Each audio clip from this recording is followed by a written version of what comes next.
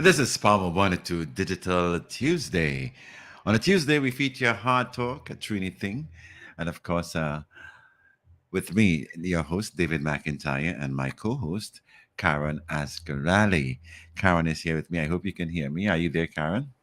Good afternoon, MacDaddy, and good afternoon to our listeners. Yes. Let me just say welcome to the ABCs of Value, a continuing series here at Power 102 Digital. Like I said, on every other Tuesday. And today we have a very special prelude for you about the visionaries coming from the book Hot Cocoa on a Rainy Day. I'll allow Karen to say more about it. How would you define what I just said, Karen? Oh my goodness, Daddy Mac. I think that our listeners are in for a treat today Yes. because this book is so close to my heart. And when we talk about, before we even go there, Daddy Mac, you threw me off. I was going to talk about the journey. Well, you still have a lot of time. When you started that playing that the journey now start, right? Yeah. And I think it's Chris Tambu Herbert. I think he sang Yes. that, right? Yes, it is. Gosh, my paws raised when I heard that. I love that song. I love the music at the beginning. I love the words, and it's really the start of our journey. Yeah? Because we started recently the alphabetical journey, Yes. and we only got to so the journey now start because we now reach the letter G, which is growth. We link in journey, we link Yes. in growth, and we link in visionaries today. So I Yes. mean, my paws just raised when when you were playing that, and you always do that, right? Well, thank you. Oh, So, when we talk about a vision, you think about something that you can see, you think about an appearance. But when you talk about a visionary, you talk yes. about somebody who has foresight. You know, Mhm. a visionary is a person with original ideas of what the future, um, what it could look like, what it will be, what they want it to be. Mhm. And whatever success we have right now in life is a direct result of vision of that sort, some kind of foresight, some political wisdom, some kind of futuristic thinking. And Mhm. anybody who could have that kind of thinking is somebody who is a visionary. So, I always like to say heroes come in all forms, shapes, sizes, ordinary people just doing extraordinary things or Yes. thriving after extreme life occurrences. Mhm. And those visionaries in Hot Cocoa on a Rainy Day, 10 plus 1 stories from Visionaries, which is the latest book in the Hot Cocoa series. Yes. Every one of those visionaries could be described as such persons. They are ordinary, everyday people, but they do extraordinary things and they make people feel extraordinary by the things that they do. Mhm. So, this latest book in the Hot Cocoa on a Rainy Day series Yes. contains, like all the other books, 10 plus 1 stories. And each one of these stories is about someone I consider a visionary who had the courage and creativity to transform themselves after things happened and even to help transform other people. And Daddy Mac, today we are lucky to have with us two of those visionaries from the 10 plus 1 stories from Visionaries. I hear you. I find that laugh sounding like a blushing Daddy Mac. Oh boy. Yes, it is. So what I'll do is I'll get to you just now and to our guest for today. Today is G for growth and G for guest. We have a very special guest. We have two special guests, and one is playing a double role. Yeah.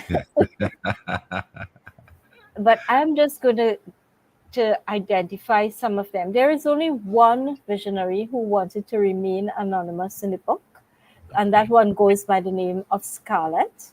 Mhm. But the other visionaries, and I'll call them out by name, and I will also just give you a little bit a one-liner about each one before we get to the two who are with us today. So the first one is Anelia Balraj, and she's a candle maker and a student. And I like to think about her as an entrepreneur who blew out the candle on anxiety Hmm. because she was the youngest. Darima, could you believe she was just 12 years old when she was doing a candle making course with her mom? She was really just going along with her mom. Hmm. But as it happened, she was doing everything and all the assignments. So the teacher said, you know what, register her as well. So both she and the mom were registered and went through the whole course, and she graduated and she took it to another level because she was diagnosed with anxiety and I'm not sure about depression, but definitely anxiety. And she was looking to use aromatherapy to help her, Yes. and she thought she'd come up with the perfect scent with her candles that she could burn but in making the candles, yes, she came up with the perfect scent, and yes, it helped her, but I think it was a combination of the candle and the act of putting these things, making these things, creating something and turning it into a business. That was what really helped her to blow out the candle of anxiety. Then we had the second visionary is John Sugrim. And this was a student who became financially sustainable through the pursuit of academic excellence. I mean, if that's not growth, Daddy Mac, what Yeah. is, Because Sure. he moved from, his mom was a single parent who struggled most of her life just to make sure that they had a roof and food to eat, and that he would be able to go to school and have his books, as many books as she could afford to get for him. And he was sort of rejected by his family and villagers and so on because he was not a legitimate child. And so he felt like an outsider at, even within his own family. And he vowed to himself one day that he was going to use education as his means of getting out of poverty, and it has happened to date. Hmm. Then we have Nisha Kewaldari, who is a caterer and an esthetician. And the thing with her is that she converted from being a Hindu to Hmm. becoming a Christian. And in the process, not only did she develop her faith in God, but she found a faithful mate after many years. Then we have Scarlett, who I said it's a pseudonym. She doesn't want to be named, but she's a young lady who had disappointment in love and in her career, and those disappointments led her to new love and a new career because of the vision she had for herself. Then we have Jay Delano Manganu. He is a dancer and a life coach, and that whole story is a dancer's steps to becoming. So his whole story is about growth again, Daddy Mac. Daddy Hmm. Mac, am I talking too loud? No, no, no, no, no. You're I, doing. I'm getting some feedback in my ears. Oh, okay. Then we have Hudain Henry, who is a nail technician extraordinaire. Hmm. She was I like to think of her story as from rebel to royalty. Hmm. And I say it like that because she was rebellious when her mom had to move from Arima to La Brea when she was a teenager. Oh, She had friends, she had a boyfriend, she did not want to leave that lifestyle. And when her mom moved her down there, she kept running back to Arima because she wanted to be with the boyfriend and the friends. And her mom yes. put her foot down. Her mom said, no, no, no, I'm going to send you to Serval because you keep running away. And you're Hmm. going to have to choose of course, you're going to have to do it. She said that she chose what she thought was going to be the easiest one. Hmm. And as it turned out, she discovered her creativity and her passion. And it led her to where she is today, at a space where she has her own business and she's now looking to help others in the business and also other young women who probably are going through the same sort of things that she went through back in that time. So that's another visionary. We have Hmm. Maria Bola. I'm sure you know that name. Yes. Maria Bola, who is so well known in so many other fields, but in this book, we are talking about her as a jewelry designer. She's a Oh. woman who is boldly designing the life she envisions for herself with bold colors. That's her trademark. We have sponsoring Wings of Hope, which is a charitable organization. And what they did was they actually continue the legacy of service started by Joseph and Caron Charles. Um, I, they are of solo fame. Yes. And then we have Jacqueline Auntie Jackie Kuhnhau. She's Hmm. the founder of the House of Jackie and cultural icon mass maker. She shone brightly in spite of illness as a young girl to train others to be happier and more confident. And she's a one in a million. And I mean that literally because when she was diagnosed with her illness, which is something called, I hope I get it right, it's called Takayasu's arteritis, Hmm. which is an illness that at the time she was the only person in the Caribbean diagnosed with it. It only is diagnosed in people of Oriental heritage, and her father was of Chinese descent. Yeah. And years later, I think, it's possible that even now she might be the only one in Trinidad diagnosed with that illness. And it's a lifelong illness. Um, she has had to live with it. She's suffered stroke. She was born not to have children. She has 3 children in spite Hmm. of all of that. So Hmm. she's overcome a lot of odds. And at every point, she maintained a smile on her face, always very gentle and kind. And Yes. then we come to our last two visionaries. And I will deal with you first before we go to our guest. When I say deal with you, I mean I'll introduce you first, then I'll Yes. introduce our guest, and then we could just start this whole conversation. Hmm. So, Daddy McIntyre, David McIntyre. He is DJ and radio personality on Power 102 FM. And he's been in radio and DJ work since he was a child. From very young, he had this vision of what he wanted to be. He wanted to be, and I'll use his words, that voice in the little black box that stood on his grandfather's dresser. And, he used to ask his dad, how do those big men fit in that little black box? And today he is one of those big men. So what he did was he spoke his vision into life by using his God-given voice. That voice that was described as a voice to make the woman swoon. I probably said it wrong, but something to that effect. And it's a voice that has gotten him into trouble on more than one occasion, I'm sure. That part was just me adding in that, for a little spice. And now we come to our guest today, Daddy Mac. Daddy Mac, Yes. you will talk just now, but I feel I have our guest waiting a little long Yes. there. Go So, ahead. Go ahead. so our guest today, and this is one of the visionaries, the 10 plus 1 visionary in Hot Cocoa on a Rainy Day, 10 plus 1 stories from visionaries to motivate you during tough times.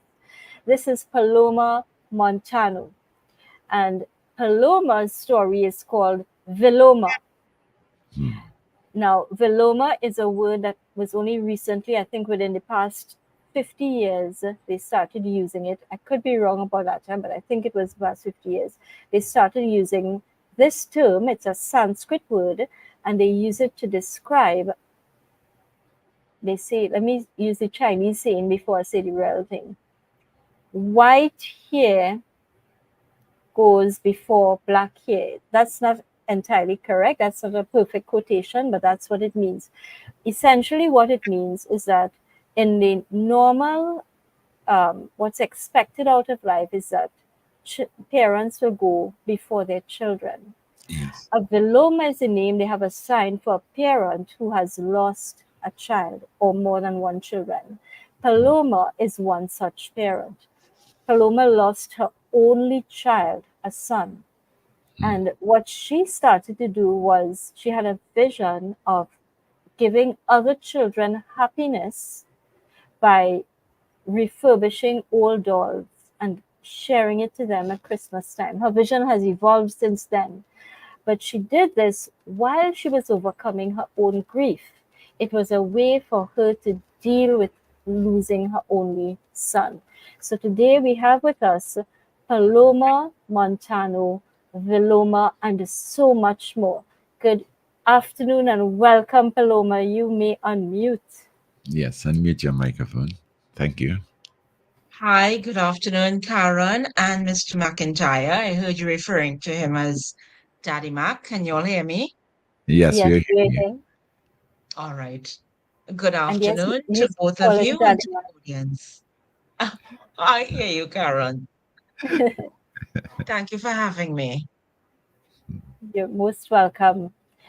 So today, Paloma, we're talking about growth, and both your story and Daddy Max, or I should really say Mac Daddy. I think that's the way people call him. I am the one who like to call him Daddy Mac.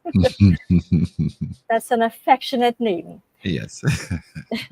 But both of your stories are stories about growth. And I felt rather than us just talking about growth from an abstract point of view, because we know what growth is about moving forward positively. It's about going upright or going upward. And it's about continuously moving closer and closer to some great goal, to your purpose, perhaps your divine purpose. And along the way, meeting goals in your life, always progressing, moving towards self actualization until we get to that point of transcendence where we go from this world into the next. So I think we'll start with Paloma, Yes. and I'll try to mix it so that you like a guest today, but you can feel free to still be the host that you are and ask questions whenever you want to. Yes.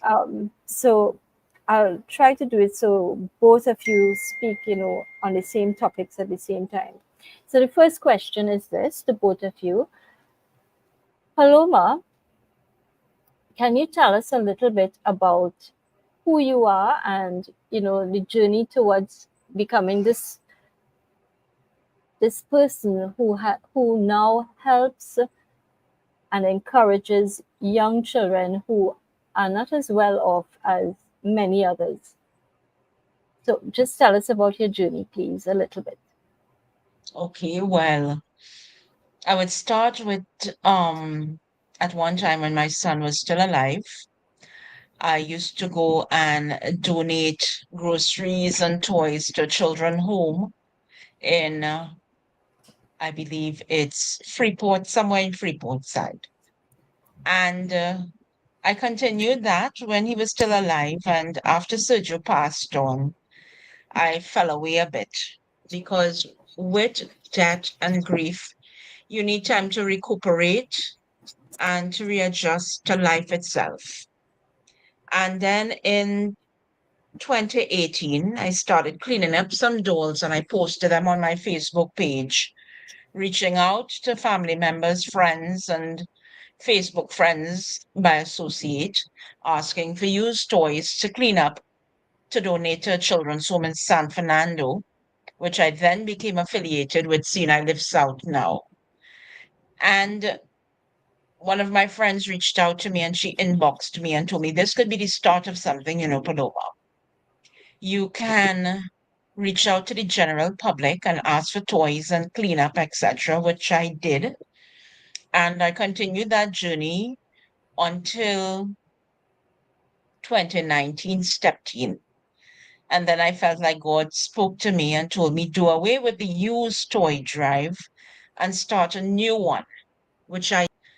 And then I took to the road with one of my old co-workers from Caron Glassworks, who is retired. He was the driver that took me to Toko that year. And as the pandemic stepped in, I still continue with the toy drive, but the children's home weren't allowing you to see children anymore or to donate anything per se. So I decided to make it a Christmas toy drive. And from 2019 to last year, it has continued as such. In 2019, I went to Togo. In 2020 was Blanchishes. 2021 was Mayaro, Manzalina, and Mafikin. 2022, we went to Cedrus and Icacus and environs. And last year, we went to Maruga, which was requested by the gentleman that takes me around. He was diagnosed with prostate cancer. And when he did the testing in January 2023, it went into remission. So he asked me if we could have done the toy drive in Maruga last year, and I granted him that. This year, please the Lord, by his grace and mercy only, I hope to venture to Biche this year. We don't know if we would start from Rio Claro and end in Grande, or if we would start from Grande and work our way to Rio. That decision he will make in time to come. So, with the death of my son, it birthed certain adventures that I went into in life because I didn't let grief overwhelm me. But there was something that happened before my son died, and I used to get premonitions. And in the premonitions, I would see myself alone at times. And one day I told him about it. I said, I get these visions, Surge, like I would be alone one day, like you're going away or something. And he just smiled so sweetly. And he told me, I will go before you, Paloma. And at that point, I started to cry. He said, no, no, no, no, no, no, no. Don't worry, everything will be okay, you know. So it has been a journey. And in my mission in life, I hope to at least encourage other people that lose children to not let grief overwhelm them and to continue, because the reason why we are still here is because we have purpose still, and we have to continue the journey and continue whatever our purpose is. That's so true, Saloma. Thank you for sharing that. And it takes a lot of courage and strength, even though so many years have passed, Mhm. to talk so freely about something so impactful on your life. And you are correct, your journey has just started because you you started this thing as you were going to homes, and now you're visiting different areas in Trinidad, and that is just showing tremendous growth, I think. Don't you think so, Daddy Mark? Of course, that's a real impacting story, and one that And should one thing really. of, sure, go ahead. I'll talk after. Go ahead, you go ahead. One thing about me with the toy drive, it's extended to family members and friends and associates. And once money is entrusted to me, I don't buy no $10 toy. I Hmm. go and I buy original Barbies for children. I buy good stuff because they are deserving. What I would buy for my child, if he was still alive, is what I would buy and gift another child. And these are things I take into consideration. My toy drive is not a big toy drive, but last year a newspaper approached me and they did a story on it. And they said, in the midst of all that is happening in the country right now, we needed a good little true story to impact people and to show Yeah. them that it still have good going on in the country. So I just wanted to fit that in as well. Okay, okay, that's fantastic. I'm really touched by that story because it's not easy to uh, lose your one and only child and get over it and be strong enough to continue that journey. I think that's fantastic. That's a real divine intervention that gave you the strength to continue. And I Oh, pray that you be blessed and continue doing what you're doing. Thank you so much. But truthfully, you don't really get over it, you know. What you Yeah. have to do is not let it consume you. And you have to learn to build around it and continue to move forward. Mm, I was under the impression that time would be the healer of all things. It truly doesn't heal. This year made it 10 years on Independence Day. He mm, died 2014, coming home from a party. mm, And you truly don't get over it, but you have to find ways to be motivated to move forward. And I'm telling you, if God was not a part of my life, I have a personal relationship with him. mm, And if he was not a part of my life, I don't think I would have been able to move forward the way that I did, because it started off with the toys, and then I ventured into a bit of photography. And I am also a doll collector. I have a adult collector group in Trinidad where I was able to get other and meet other people. They join the group. So we interact, and there's a core member group as well. And this year I launched myself as also as the mannequin lady, because mhm, as I was telling Caron yesterday, you know, I feel so bad that everything I have to mention, that it was some sort of inspiration that stemmed from the death of my son. And I feel so bad that I always have to talk that that was the inspiration. And she tell me, no, no, no, Paloma, don't ever feel that way. Because what happened was, after he died in 2014, I could not erect that Christmas tree again. So mm, I did away with the tree. And from a photography, I invested in two mannequins. Was in the event I got a job to photograph a bridesmaid or a bride or whatever, that I could have put the outfit or the bridal gown on the mannequin and photograph it. mhm, And that year I say, you know what? Let me decorate my mannequin as a centerpiece. And from there, I stemmed with decorating mannequins like Christmas trees. And oh, it has evolved, and I moved away that I decorate the mannequin to match my decor for the rest of the year. Be it mm, she wear a little Spanish dress or ballerina dress or whatever. So my hope is to reach a wider audience this year and introduce them to that concept as well. And all of this birthed from the death of Sergio.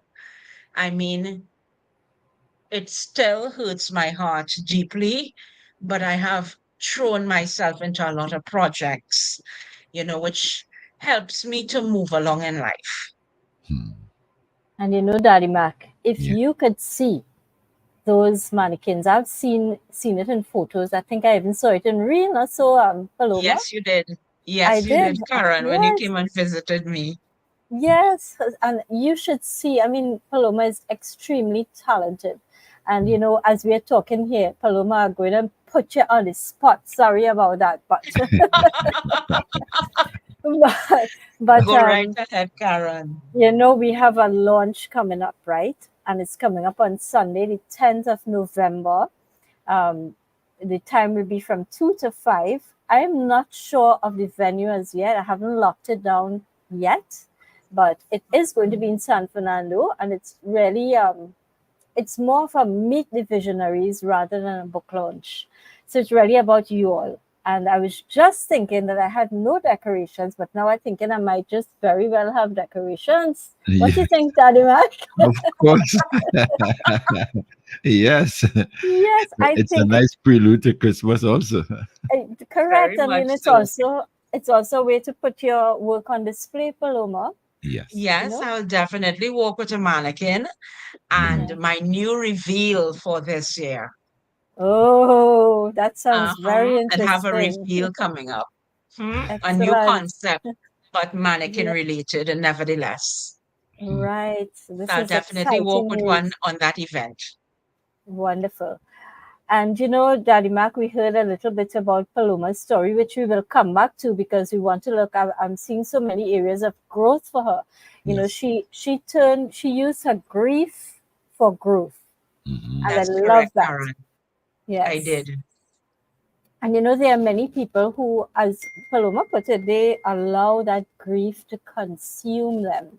Yeah. And that's, it's sad. Sometimes all you need is, talking to one person to just push that little obstacle out of the way, to help you to, not, as Paloma put it, not to get over, but to help you to move around or to move past or to go under, over, however, but you have to get around that obstacle in your life. Now, you, Daddy Mac, you've had many, many obstacles in your life, but Yes. what I'd like you to do a little bit for me, I want people to see how your whole life has been a life of growth. So I'd like you to just start from, when you were small, living with your grandfather, Yeah. and what your vision was, what you liked to do, and how you progressed over the years. And I'd like also if you could touch a little bit about that part in your life where, you were working in that company, Hmm. right? So I don't want to say it. I want you to say it, please. Yeah. Well, when I look back, when I reflect at that journey, I mean, the hot cocoa on a rainy day, Visionaries, it helped me also to look even deeper and further back into that journey that took me to where I am today. Um, as a little guy, like you said, hanging out with my grandfather, he was my favorite. So I'd always be with my grandfather. My grandmother too, yeah, but I was more with my grandfather most of the time. I had liked him. He used to behave like an Englishman because he had worked as a caddy and in the staff club of the people who were on the executive of Texaco back in the days in Brighton, Bray. So I liked his way of talking. I liked his way of doing things. He'd be very neat, and he'd always advise me to be a gentleman. You'll be a gentleman. You'll be a gentleman, and that was rubbed into me from ever since. And that little black box he used to turn on, I can remember very well. It was a Philips radio, a transistor radio, a little black box. He had Yes. right there. And every morning I will get up same time with him. He'll get up like 5 o'clock. He had a garden and stuff, so he'd go to the garden early in the morning. I would get up with him, and he always turned on this little box.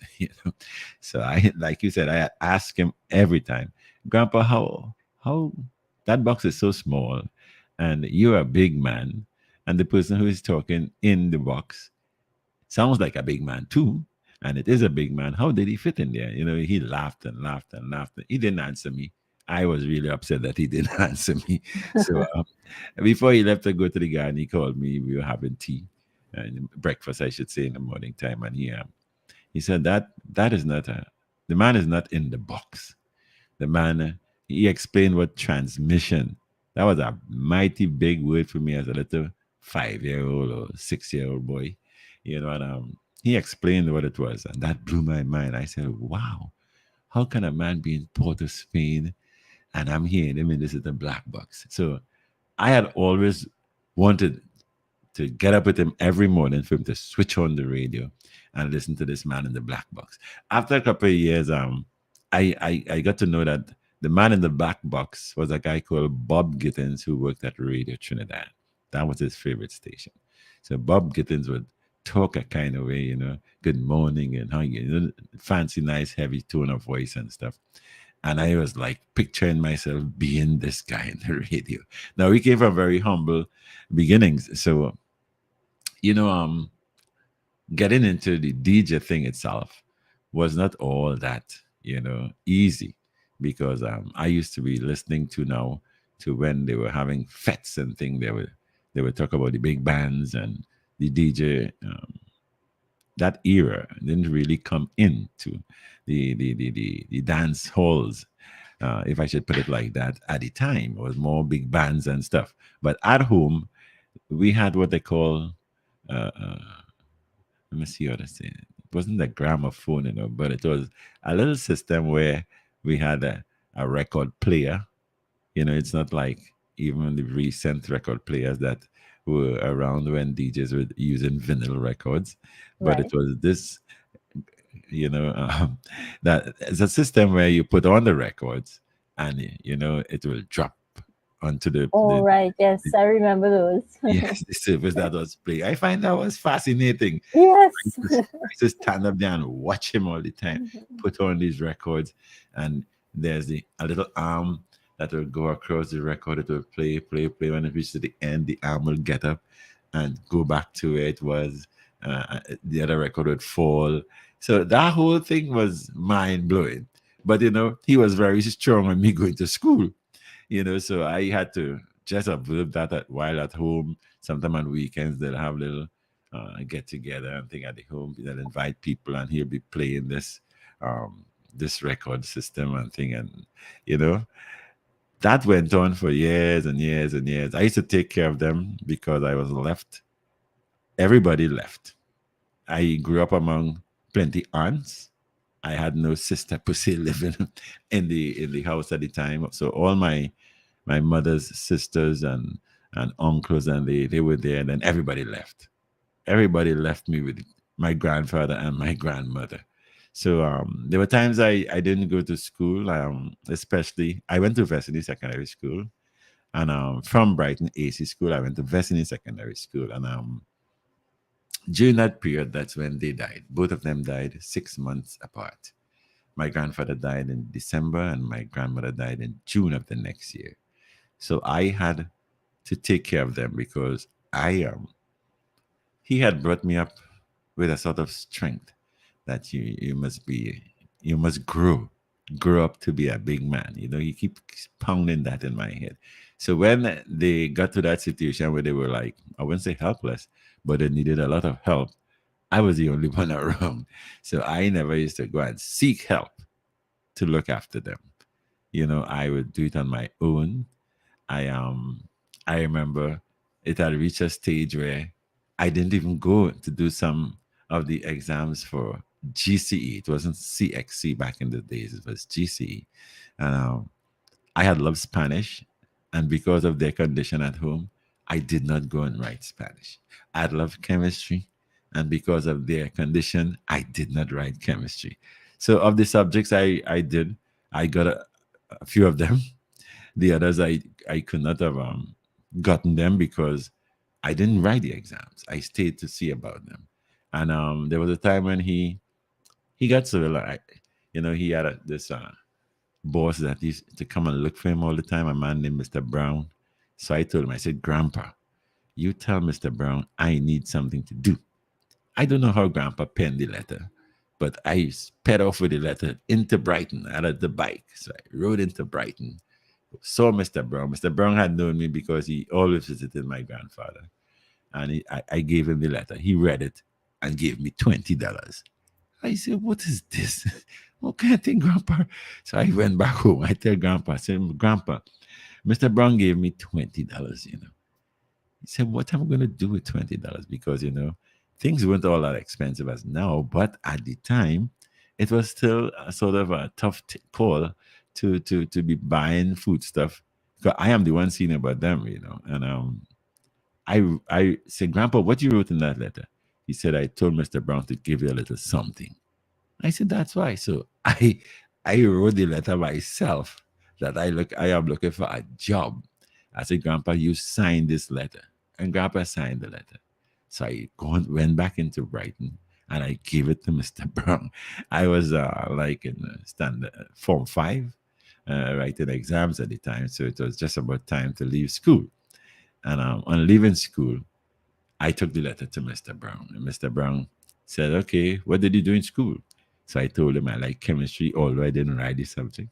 I told him I like chemistry, I like history, I like geography, I like biology, and all of that. He said, okay, you come and see me on Monday. So I went in on the Monday. I was well dressed. My grandfather always rubbed into me, you have to be a gentleman. You always have to be well dressed when you leave the house and all of that. So I well dressed up. I went into Brighton. And he gave me a job, I think it was about 3 days at a steam plant. And there were some guys from Pointe-à-Pierre who were doing the refurbishing of the steel plant. So a steam plant is where they pass water through a very rigid sort of boiler system that turn the water into steam that they use to power a lot of things to keep oil that will get thick, to keep it fluid and all of that. But the job at the time, what they call a shutdown, entailed moving away some of these rusting pipes and all of that. So when I was finished, at first Mr. Brown said, "Why are you dressed like that?" I said, "My grandfather told me to be always dressed, well dressed." He said, "Well, when you're done here, your grandpa will laugh at you." So when when the day's work was done, the first day's work, I was like rusty from head to toe. So I went back home.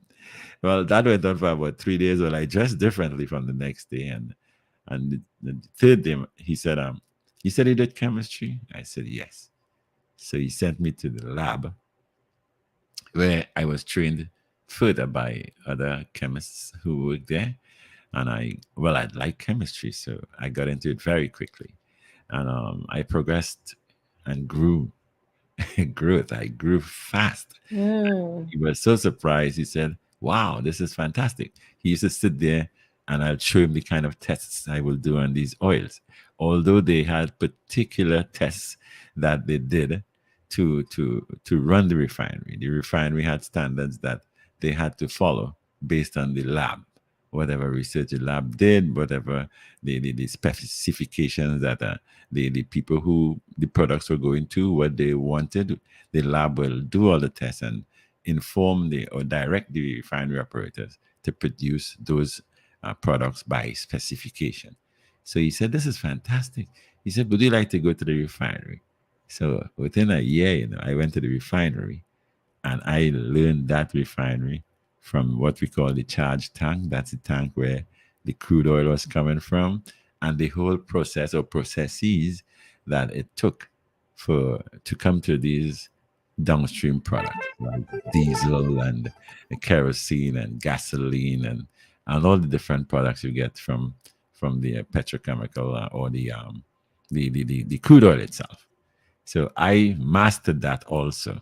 So imagine now the lab instructs the refinery operators as what to do. And then I mastered both of them. So he asked me what I wanted to do again. Well, I was kind of surprised because he's the boss. He should be telling me what to do. I said I want to do some gauging. So he sent me to do gauging, which is in the same refinery area. And gauging now will have you record all the products that are in the tanks, whether it's crude or byproducts or downstream products, as we call it. So I mastered that also. So when I reached about 18 years old, I was made the oyster clerk of the refinery. I find that was so fantastic. And my grandfather and they, I used to be working very hard just to make sure that they're okay. And then he come and he died. Oh no, yes. That sent me that sent me to the next world because I slept with grandpa. I took Yes. care of grandpa. I would bathe grandpa. I would dress grandpa. I did everything. And my grandmother there, she appreciated that because I was ended to be the only one at home.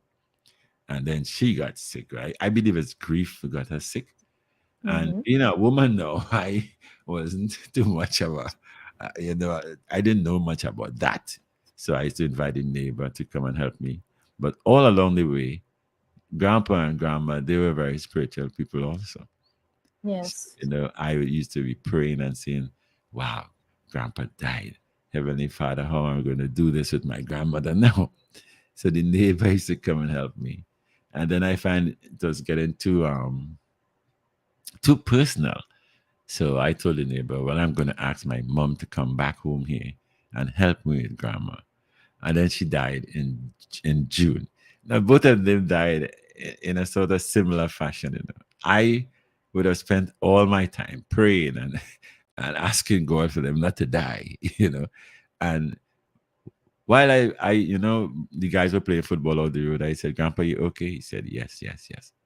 And I left to go and play. I said, "Can I go and play some football?" He said, "Yeah, man, yeah, man." No, I had mom and they were at home visiting at the time. And the moment as I reached to the football ground, they were calling me back home. "Grandpa died." I said, "What the hell is this?" In the same instance with my grandmother, when mom came to help me, the woman part of this whole taking care of, I wasn't up to that. So I went out the road again to just take a break, and she died also. Oh So no, yes. say there are what was what I always talk. I used to be talking to God like my friend, I thought that was my only friend. So I used to tell him, well, I think I want to be into the DJ thing. I told my father lived in Port of Spain. He was very upset because I had some subjects and he thought of all the things in the world you want to do is to be a DJ. He worked on an Yes. office in Piaco there. And I left him. I was upset that he said that. I was trying to explain to him the kind of DJ I want to be. And he didn't like that. But He didn't have the vision that you had, Daddy Mac. yes, yes. So I left him and I went back home. Yeah. And I Let me interject a little bit if you don't mind. yes, I just want to highlight to our listeners and for Paloma, everybody who's listening, yeah, that even as a young person, before we even get to where he became a radio personality, there is growth at every stage mm, in Daddy Mac's life. And that's what we need our lives to be like. yeah, Because when we can lift ourselves up through whatever circumstances we are in, yeah, then we can become an asset, not just to ourselves and our families, but also to our society.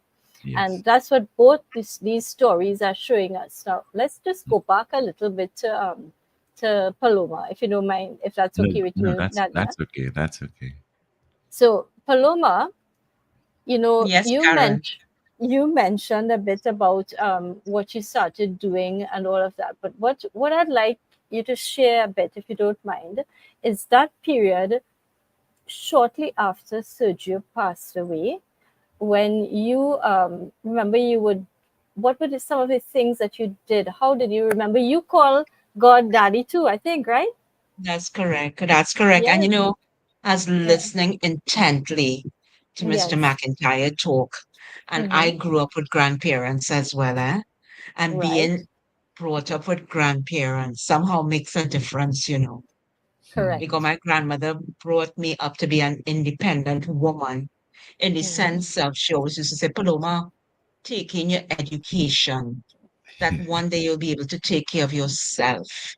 And it's Yes. only as a mature woman I can reflect on the things she was telling me back then that helped me to become the woman that I am today. And it's thanks to her Mhm, Yes. and my mm. relationship with Daddy God, because I just heard Mr. McIntyre said he saw God as his only friend. Yes, he was And Correct. and Yes. yes, still and he is. is. And let me Mm-hmm. tell you, I am not somebody that put that force that on people. I don't even force church on people because I'll be very truthful. I don't go to church at the moment because God hasn't pointed me in the direction of which door to enter because I was baptized Catholic, then I went on to full gospel. And right now I am just floating, but my Mm, relationship with him is solid. That I yeah, can tell. If I put a request to him, he will make a way where there seems no way. mm. And that I can definitely attest to. I can Oh, okay, underscore Karen. that Sorry all. for being a preacher here this afternoon. No, no, no. That's good. If you listen to this program, you'll know that Daddy Mac and I get very excited when people start talking like that. Yes, yes, And yes. I'm just So truthful as I say. Mhm, yes, mhm. yes, and I too feel the she's same way. also, I feel and the something same that both of you all have in common, apart from your faith, way. is Yes. your humility. Uh, Oh, Do you know when I asked her how to introduce her, she said, I don't know. I'm just Paloma. That's all you need to introduce me as. But you can clearly tell from listening to her that there's so much more to Paloma than just the name Paloma. of course. First of all, it's an unusual name for an unusual person. And, Daddy Mac, you're not seeing her, but if you could see her and Yeah, you're hearing her talk about God and all of that, you yes. will not believe that that person you're talking to, when if you were seeing her, is the same person, not so Paloma. Well, exactly. I looked at the trailer. So Oh, you did. Oh, yes, that's right. I forgot. Trust yes, me, yeah. you would not believe this person is grounded in God. Well, the same goes for me, because like you, I was christened or baptized, like you said, in the Catholic faith. But Mm-hmm. there were things that were happening. I like I said, I love history, and there are certain people or characters who had the kind of charisma that touched me too. I used to feel it for if I should. Well, once I tell you I like history, it means that I know about slavery and the slave trade, and especially West Indian history. I was good at that. I got a good marking for that in GC and stuff. So I looked up to people who fought for poor people and people who were struggling, like Toussaint Louverture, Fidel Castro, Che Guevara, even the George Weeks, and there are certain people, Martin Luther King. They struck me in a different kind of way. So I didn't want to be militant per se, but with that Mm-hmm. strong belief in the God, I thought I can talk to people, especially young people, young boys, as I matured in the life, about what they should try to aspire to be. Like you said, I wasn't pushing anything down anybody's throats. I Yes. would say this is the way to go. And if you doubt me, you go differently and you will burn to learn. You know, Mm-hmm.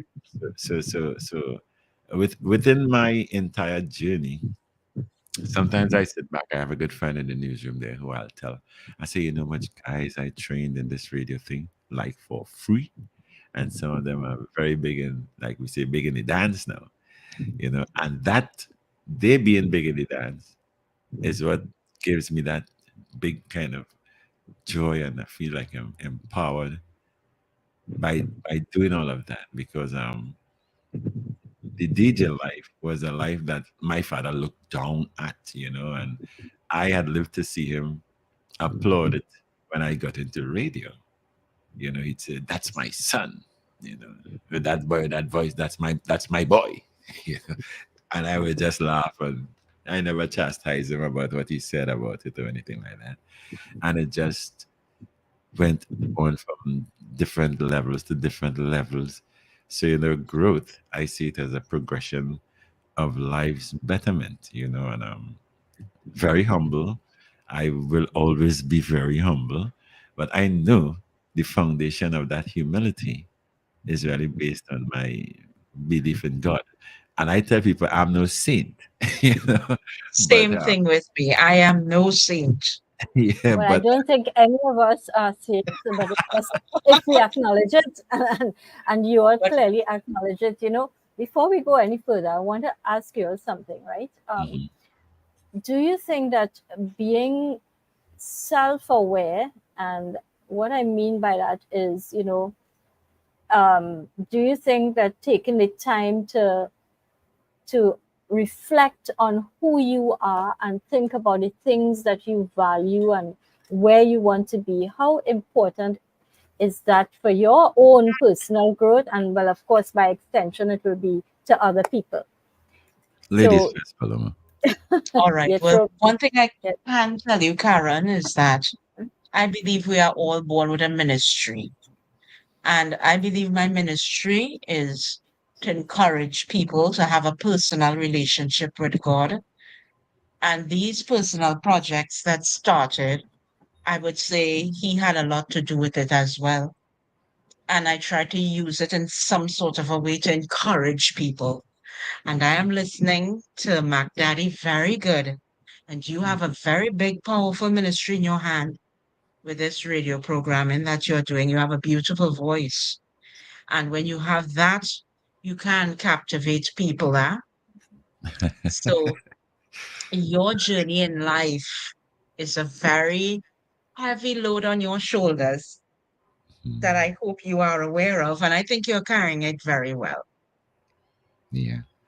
Well, where I'm concerned, sometimes I will just sit there. A lot of things will be going through my head, as a DJ or as a radio presenter. So, some people would have found how you do that so easy, but I never really put much effort into it. So I tell people Like a lot of people, I keep hearing it all the time. You have a beautiful voice. You have this.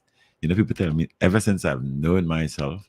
When I was a little boy too, going to school, I used to sing a lot. So I used to be in the school choir. We won a lot of uh, trophies and all kind of music festivals and things. But I had a kind of soprano voice, and in my teenager, uh, that era, I used to realize my voice was changing from so, but it was sounding. I never thought that people would be saying that about my voice. So when I got into the DJ stuff and I started talking, I really wanted to get into radio. I really didn't want to be a dancehall DJ. I was just interested in being that man in the black box.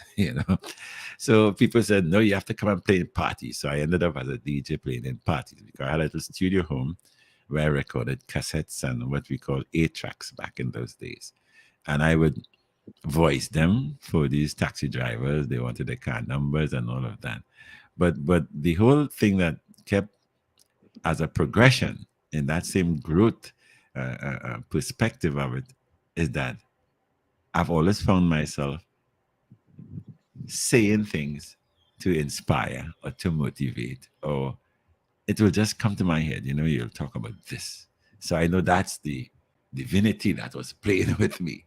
I'll be there by myself at home, and an idea will just come to my head to say this and to say that and to say the other. When I got into radio, it was another story. It was like another level. I went to a higher level because people were calling in and saying all kinds of things that I was like very humble. I used to tell people that this is not an ego thing with me. This is something I open my mouth and it comes out. So I said, I'm just the vessel that is carrying this vibe. But it always had a spiritual twist to it up to this day. Mhm. Yes, You know? Daddy Matt. I want to agree Yes. with you on those two counts, but I want to take it a step further. Yeah. Yes, it was spiritual. Yes, you just open your mouth and you talk. Yes, but you had to take some level of responsibility, Hmm. right? For you, take ownership of this gift of yours and Of use course. it in the Of course. direction.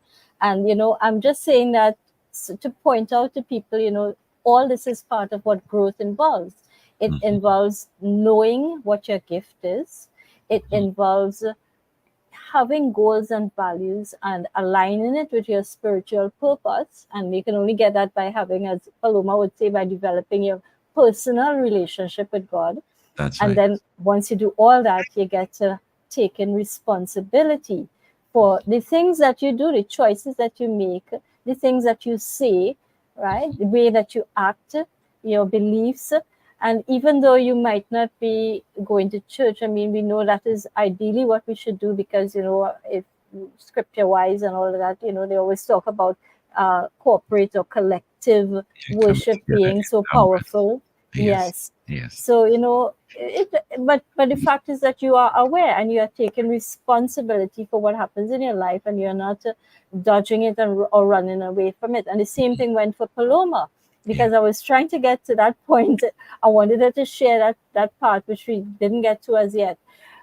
Just after Sergio died, and maybe um, before, like, you remember you said something about going for drives and trips and things like that. Paloma, can you tell us a little bit about the things you did other than looking after the dolls, or repairing the dolls, in order for you to cope and to develop your personal relationship with God? Um, I had a very close relationship with my son in the sense of people say you must not befriend your child, but I had to do it in order for him to become his confidant and for him to come to certain things, to me with certain things. And that is where I believe that God gave me the premonitions, etc. And those premonitions are what Hold on. helped me I to think deal you with. should tell our listeners a little bit about those premonitions. I don't think we or did I miss that part? I don't think we delved into that too much.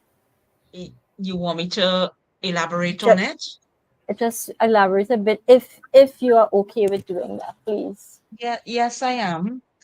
Mhm. As I said, I used to get these visions where I would be alone, and I decided to share it with Sergio one day. And he just smiled so sweetly as I said, and he said, "Don't worry, Paloma, I am going before you." And I Hmm. started to cry, and he told me not to cry, don't worry, everything will be okay. And we started to talk, and ever so often something would come up, and I would touch on the topic, and then he would say, "Paloma, don't worry, you'll be all right, everything will be okay with you, I'm not worried about you." And one day I was sitting in front of my computer, and I saw that I would have to go on Facebook one day Hmm. and say, "Yes, my son did die." And I said, "No, this can't be happening." And the morning when it actually happened, I didn't have any credit on my phone. It was a Hmm. Sunday morning, Independence Day 2014. And I was going by neighbors' houses calling to see if somebody could have loaned me a phone. And a man was jogging around the block, and I stopped him and asked him if he had a phone that I can use. He said, "I'll make the block and come back. I'll bring a phone for you to use." And by the time the man made the block and come back and put the phone in my hand, the police called me on my phone. And they asked me, "Miss Montano, is this Miss Montano?" I said, "Yes, it is." They said, "Your son was in an accident and he did not make it." Hmm. And at that point, I just started to cry, and I held on to that man. And although they told me that, it was like it was not fully a surprise, because when I called my girlfriend and I told her, I said, "Jillian, it has happened." She said, "P, what has happened?" But she said she knew within herself what I was talking about, because I used to tell her what he used to be telling me. And that same month he died, her nephew died. And we went to the funeral. And I was there telling my friend, I said, "Sergio, tell your aunt what you just be telling me." He says, "Be telling my mother I would die before her." So she asked him, "Sergio, that's what you be telling your mother, boy?" He said, "Yes, that's what I be telling her." But the premonitions were visions of me seeing that it was really going to happen. But he never spoke about it. He only did when I told him. And Right. one point I want to get across is that it was not like he was sounding suicidal or anything like that. One thing Sergio used to say about us, him and I, is that he find ordinary things would never happen with us. It would always be extraordinary in some sort of a way. And he said he always see that he would die young. But as I said, it's not that it was suicidal. However, God showed me that I had to let him go early and enjoy life, because he lived a full life, although he died at the age of 22. He didn't live to see his 23rd birthday, which would have been December that year. He lived a full life. And I did not know this boy had so many friends and went to so many parties until people took to Facebook and was expressing everything. He was also a part of the modeling in Trinidad and sector. People like Pat Garcia, and they reached out to me and expressed how they felt. Hmm. And one guy took to Facebook and he said, "I didn't like him when I first met him. But then when I started to listen to what it is he really was telling me to do when he was training me, I understood his point of view." And I really appreciated that, because it's not everybody in this life would like you. And that is another thing we have to accept as human beings. And Hmm. it was really nice. It had people who talk about they were feeling suicidal, and they would call Sergio and let him know how they were feeling. And he would tell them, "No, no, no. I coming down by you now. Get dressed. We are going out." So whatever his purpose was, purpose driven, purpose fulfilled. When he died, he fulfilled whatever purpose he had while he was here. And that is why I want to reach out to parents who have lost their children and still letting grief consume them to know that they are still here with purpose, whatever it is.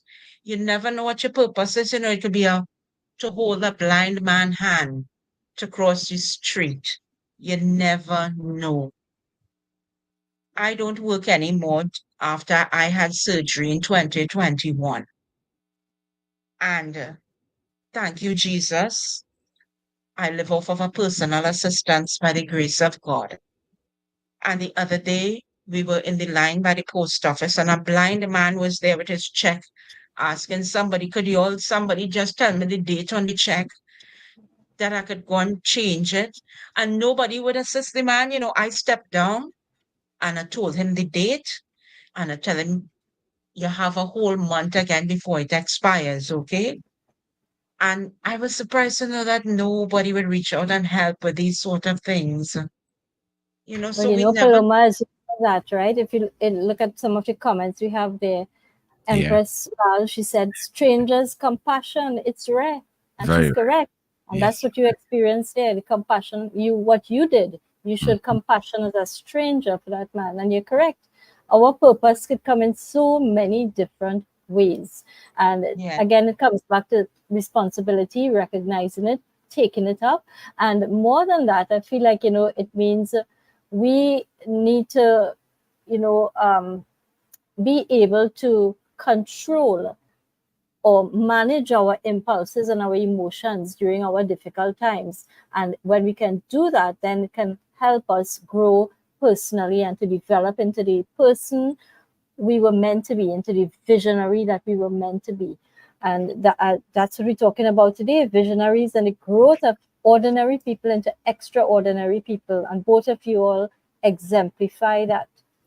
Caron and also, and Paloma, let me interject here a little bit. There's a caller on the line, a very Sure. special, bona fide, religious, avid listener to Power 102. Good afternoon, Cyril. How are you? Good afternoon, my dear, and your guest there. Hmm. I just want to say, I say thank you for your acknowledgement of me. I want to say we all must know and understand ourselves in Christ. Our identity must be in Christ if you are a real believer. I also want to share, as one of the ladies talk about knowing who you are. We It's not just about knowing who we are, but also how the environment is impacted on who we are. Hmm. Because we are living in a kind of time now. If we don't know who we are, we're going to get caught up in this social system and this social calamity that we involve in. And my final note is God did not put no one here without a gift. We all have a purpose. We all have some kind of, um, some people might call it career, some people might call it desire, but in the context of the sacred and the spiritual aspect, we all have a calling. I know what is my calling from long time. My calling from long time, from 12 years old up to this present moment, which I love and I continue to interact with people, help them to build their self-esteem, help them to build themselves holistically. When you know your purpose, you have a love for it, and it's not just doing it for what the people is going to say and how you're going to look in the eyes of society. Eh? No, your purpose must be aligned with God. Thank you. Thank you, Cyril. and Thank you so it's very just, much. Cyril is a different sorry about lady. that. You see what she talked about there? That's the ministry I was talking about, that we all born with a ministry Yes. and we have to tap into it, whatever it is. Cone Mhm. is to encourage young people in the Yeah. direction of knowing God, knowing about Jesus Christ, etc. I was listening to what you're saying. And Mhm. we have to try and really lead by example there because with the toy drive that I have, that I've been going to different parts of Trinidad, I told my aunt just recently, I said, if I could touch one child, just one child in every community to Mhm. do what I am doing for their community in the future, I felt like I have achieved what it is my purpose is. Yes. If I could just touch one child that would Mhm. say, you remember when I was a child, a lady passed. I know she had tattoos and thing, but she give me a toy. I would never forget a lady give me a real nice toy, and I think I want to do that for other children. I Yes. would feel that my purpose was fulfilled. Hmm. Well, That's right. I continue doing things like that all the time. I always talk about four little guys who I try my best to look out for. Of the four, there's one that always comes by me, always, always. But whatever I share with him, he has to go home and share with his brothers. Even though the others don't stick around as much. But anytime I see them, they show me the love and the appreciation and all, because I try to be like a father figure to them all the time. So the purpose of that gift, as Cyril spoke about, it's very important to embrace it and to share it, to make it grow, as a matter of fact, because as the time goes on, it continues to grow. That's right. It continues to grow, and we just could touch one life at a time, as Yes. Mother Teresa put it best. She said, what she said, what I do is just a drop in the ocean, Hmm. but the ocean will be less by one drop if she didn't do what she was doing. I That, kind of rephrase it, paraphrase it, but that's essentially what the meaning was. So true. So yeah, so we can't all do big things, but we can all do little things that add up to big things. That's not to say that you can't do something big, but I'm saying that our big actions are made up of little actions along the way. yes. It also draws you nearer to people who are who play hmm, I wouldn't say strategic roles in your life, but you meet people like the way I met your mom and you, Karen. Uh, Yes, you yes, that meet is these right. people that kind of encourage you and kind of motivate you to continue doing what you're doing, to improvise on what you're doing, also to make things better for some people who seems to be lost and don't have that kind of a connection with other people. People who would give up on them. Right. Sometime whatever role. By getting to know you and your mom, I always talk about it.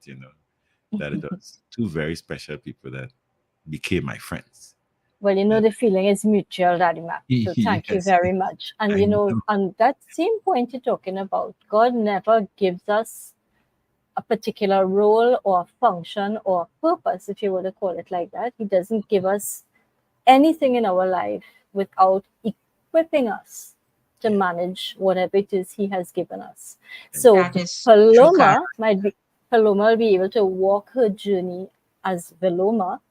That's mhm, something somebody else may not be able to do it the way she has done it, exactly. because God would have given them different people in their lives, different resources, different abilities, and so on. So, that's why it all comes back to, if we want to grow, one, we must make it our duties to find out what our purpose is, Yes. or at least until we do, have goals. And we Mm. can only have those goals when we know what our core values are and what our skills and talents are, what resources we have at our fingertips, and we need to utilize them. So we have big responsibilities, no matter how small our lives might seem. Huh? Yes, of course, of course, of course. So true, Karen. Nicely put. Yes, and when we look at Daddy Mac, I just want to remind you. I don't know. I should have probably said it quietly, but at about 5:45 today, I will have to leave. I apologize. I Yes. have so part of my purpose is teaching something called Writing to Heal, and it that has been growing too. So I usually do it on a Saturday, but I have one cycle starting today and another one starting tomorrow. The one Great. today starts at 6. So Oh, you're not far yeah. from it, though. Yes. No, no, no. It's Oh, online, but I need oh, to okay, put okay. something. Yes, Well, yes. in that one, I have to put on my camera, Daddy Max, so you know what that means. Yeah. I have to fix the face a little bit. Yes. Boy, oh boy, oh So, boy. but before we talk a little more, I think maybe this might be a good time to share the video on growth. Yes. And this video on growth, I think it was done by Kwazi Kujo, Mhm. and he is a I'm trying to remember. He runs his own NGO, but he's also a trainer, facilitator for young men. He Mhm. works particularly with men, young men, to Mhm. try to keep them in line, so to speak. Just Yes. like how you had your grandfather, he Yes. is like a grandfather to those who don't have grandfathers. Yes. Okay, let me set it up now.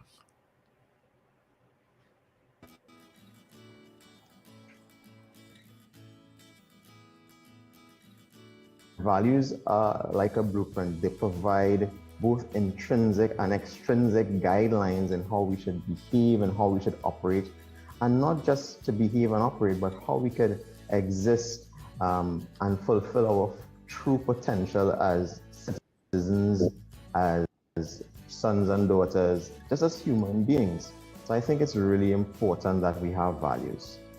I would think about the value of growth. Growth is a really important value to me. Growth is an important value because it's subjective as well. Because when we think about growth, I think about growth in different spheres of life, be it professional, spiritual, personal. And because it's subjective, it means that it's also intentional, meaning that for me to grow, I have to make certain decisions and act upon them. And when I make those decisions, it can lead to a better me. And it goes back again to, the blueprint of values. It helps me to fulfill my truest potential. And the thing about growth, when you think about growth for me, for example, growth in knowledge. Sometimes when we think about growth in knowledge, you may, automatically your mind may go to tertiary education.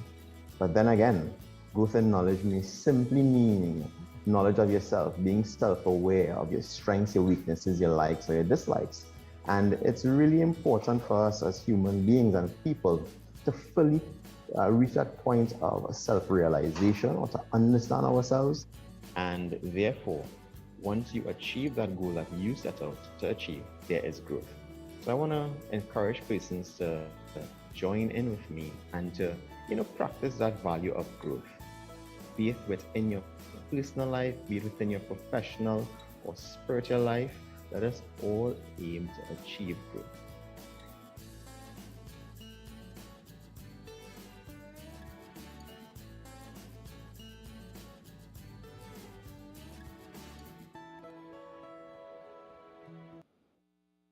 So there you heard it from Mr. Kwazi Kujo himself, and I saw it there. It was on the screen there briefly.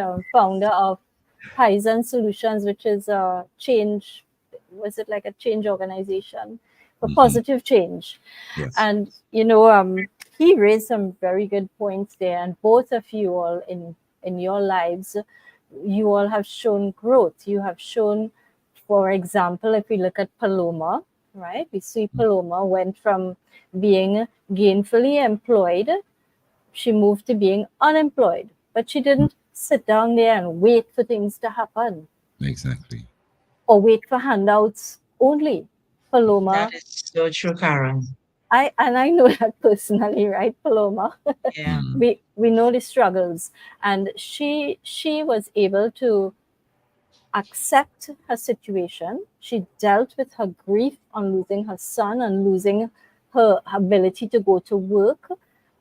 She was able to try to extend herself in different ways, open to learning. So she started doing her photography and improving on it as she went along.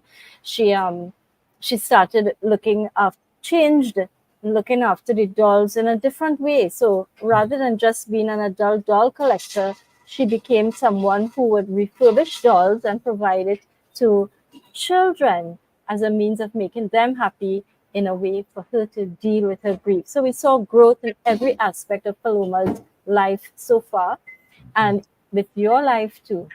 We didn't even get to the end, this up to where we are now, but we were able to look at how you started off as this young boy with your grandfather, listening to those men on the radio, and look at where you are today. When my grandfather died, at the funeral in the cemetery there, I was saying, Grandpa, you couldn't wait. You couldn't wait till I became the man in the black box. Oh, That oh, I up to. I mean, recently I sat down there home alone and I said, Grandpa, I am the man in the black box, and I have achieved so much as being the man in the black box. You would have been smiling from ear to ear, man. yes, That is Yeah. so true. That is Mhm. so true. He is smiling from ear to ear, Mr. McIntyre. He is. Yeah. I And one of remember the how things that still hurt me, laugh. Karen, when I go to the children home and see the mm-hmm. condition of some of the toys people would donate, I Right. felt it hurt me in my heart to think that they would even think of passing on such things to children. Hmm. That Oh, really impacted you mean they gave it to them in that condition? the condition I saw them in the home, toys that were given to them, donated to the home, is what Right. made me start putting out a post on my page asking friends and associates to donate used toys to give me. Let me clean them up and Mm-hmm. then donate it to the home. Because one thing that impacts on people is you scent is Yes. something that remains with you. Yes. So I used to Definitely. make sure when I cleaning them up and bringing back the doll here to some sort of beauty, I would use downy fabric softener so that when Oh, the child nice. opens that scent would hit them and they would remember, you know? But when you talk about doing things for other people like that, when we talk about the hierarchy of needs, and we start off at the lowest level where we are concerned about our food and shelter and all of that, and we keep moving upward as we start growing, and we eventually reach to that point of self-actualization, which is where we have achieved up to a point, and now we can turn back and we can help others along. And that is where I think both you, Paloma, and Daddy Mac, you all have reached that point. And I'm saying reach to that point, but it's really not a point. It continues throughout Yeah. your life until your last That's breath. correct. It's a You will be journey. evolving. Yeah. Yep, And it's a that's why he journey. chose that song at the beginning. He chose the right thing. Oh, yes, so true. The journey now start. Yes, he never It's a fails. He journey. never No, fails. that's no lies. It is Yeah. a journey And and it doesn't I stop. I well anything I do on the radio, I could and I will be directed to a song to suit. And today was giving me problems, I said, Really. "What can it do about growth?" And then in my mind I just said Tambu. I said, "This is it." Yes. So I just want to Yes. run through the words a little bit because when you listen to these words, they're really, really powerful. And look, I think he wrote this, when was it, that Mark? 89, 1989. 1989. Yeah. So I went and just pull off a little bit of the words, but I'm not seeing the dates and all that. But Yeah. this part is what I like. I was drifting on a lonely sea when a Mm, voice kept calling out to me. I was shaking like a frightened child who was out in the cold and had nowhere to hide. I mm, heard, "Son, son, come, come, come, don't be afraid. You just started your mission." And this part is what I really like. "The waters will be rough. Have faith and you will make it all the way up." mm, And that is, what you all have been, both of you have said it, you stressed on it. You were able to make it through losing your grandparents and all the challenges you had with, getting work, and yes. yeah, and at every stage you always turn to God. I remember you said you got that from your grandmother when you would go on these was it retreats, Outings. on the Yeah. outings, They and call you them would carry the pilgrimages. basket, the pilgrimages, yes, Yeah. and you I would help them, and you learn to trust God from that.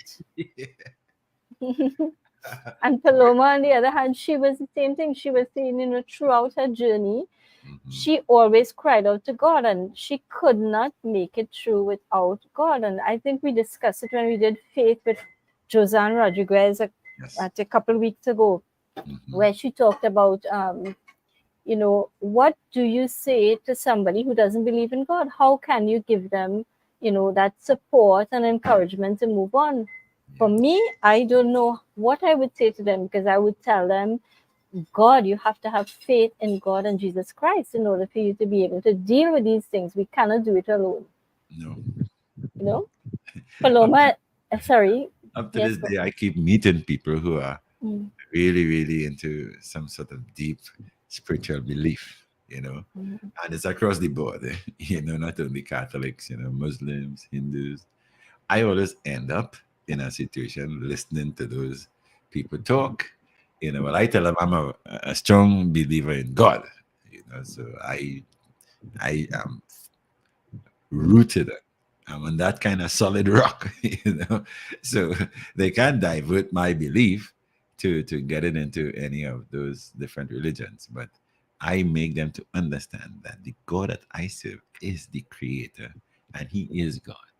I'll even yes, refer to the Jesus too. I have to bring that in because you cannot go into him without passing through.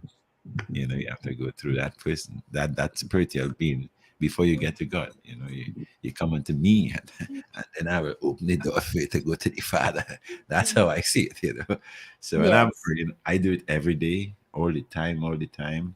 Within my mind, it might not be loud when I'm driving, whenever. It's just a part of me, that will never, never leave me until I until I transition. yes, As you said, when you were a boy, that was your friend, and he's Yes, still your friend. that's my real So partner. that's why I still talk to him. Yeah. Because as for me, I will continue to trust him and glorify him Mhm. until the day that the sun sets on my side. Yes. I Yes. would never deny him. Mhm. And as I said, if somebody asked me what I would tell them, they're looking for some sort of encouragement. I'd say trust him, give him a try. Just give him a try. Yes. Genuinely from your heart, you Mhm. talk to him, no special words. You know what Sergio used to tell me? He used to tell me, he said, Mommy, get to the point. Eh? You see that all of this where people talking and there's been one long set of prayers. He said, God, very straightforward, get to Mhm. the point. Yes. And yeah, I still have my moments that I would talk to him for some time, but he was also on point, Mhm. and I trust him. I trust him wholeheartedly. Yeah, I Daddy treat him God like a has been real. everything to me. Yeah, that's my E man. I say that's my E man, my everything man. Yes, he's my everything. Yes. He Yes. is. Yes. So, as we come to the closing of this session, I just want to remind our listeners that we were hearing from two of the visionaries in the upcoming book, which will be launched on the 10th of November. It's a Sunday from 2 to 5 p.m. The venue will be announced shortly. Yes. But these two, the book that their story, you can read their stories, and it's called Hot Cocoa on a Rainy Day 10 plus 1 Stories from Visionaries to Motivate You During Tough Times. And Mhm. these are just two of the very special visionaries. And you can meet them on Sunday, the 10th of November. More details, I'm sure you'll get as we get closer to that Of course. time. Of course. And I'd just like to ask Paloma if she has any last words she would like to leave us with in terms of growth. And just continue to believe in yourself, and life is forever evolving. Just continue with the journey and trust God. Once you have Him as a part of your life, you have nothing to worry about. However, the direction goes, trust Him. And I'm going to leave you with some words my grandmother taught me. Every disappointment is a blessing in disguise. Hmm. And when I passed That's that so on to true. my son, I added on, and down the road, you will see where it didn't work out. So don't fall into despair at any point in time in life. And as I said, you don't need no special words to talk to God. Talk to Him just as how we are talking here right now. And sometimes when they say, Paloma, I don't know what prayer to say, I will introduce them to the Our Father. I'll say that is a very simple prayer foundation. You could start with that. But just as how we are speaking here, that's how you can talk to Him. Don't wait until He say, when you call out to Him, He say, I don't know that voice, you know. Who is that calling me? Because not everybody that say, God, God, He will answer in time to come. It's Mhm. those who have that relationship with Him. He's Yes. familiar with hearing your voice. So I know when I say, Daddy God, this is your daughter Paloma talking to you. I know He say, yes, Paloma, what's up? What's up? Yeah. So thank you I want very to much for I joining want to us take the today, Paloma. opportunity to thank you, Caron, for having me on and choosing me as one of your visionaries. All the success on your book. You're most Hot welcome shot. and thank you. Yes. And thank you, sir, for having me as part of the program as well, Mr. Thank you so much. McNally. Yes, that's no problem. Thank you so much. Karen? Yes, Daddy Mac, thank you so very much. Are you going to leave us with any last words on growth? Yes, I look at growth in a personal perspective as a seed. When you Mm-hmm. plant a seed, it goes into the ground. Nobody sees it. It's in darkness, and then it matures and it comes out of the ground and it blossoms into a plant that you all can see. We all can see it. But at the time, you must see yourself as that seed in the ground that will grow and come out and blossom into whether it be a flower plant or a fruit plant or whatever. But it happens in a process like that, from darkness to light.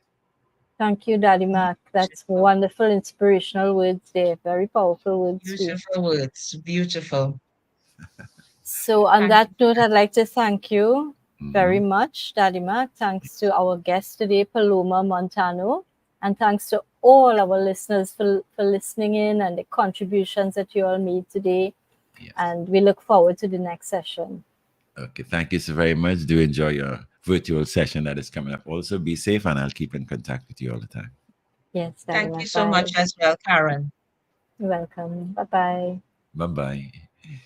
That was the ABCs of Values and a prelude to Visionaries, a story or a book of stories put together by Caron Asgarali, the author, and it will be launched on the 10th of November. I'll let you know the venue, etc., etc. And of course, it's about visionaries. Myself or 9 other people and myself will be featured in the book. So it lends to interesting reading that will inspire and motivate a lot of people who seems to be like in Wonderland. Maybe you can read the book and try your best to move ahead in this your journey called life. So thank you, Karen. Karen will be back with me. I'll let you know when.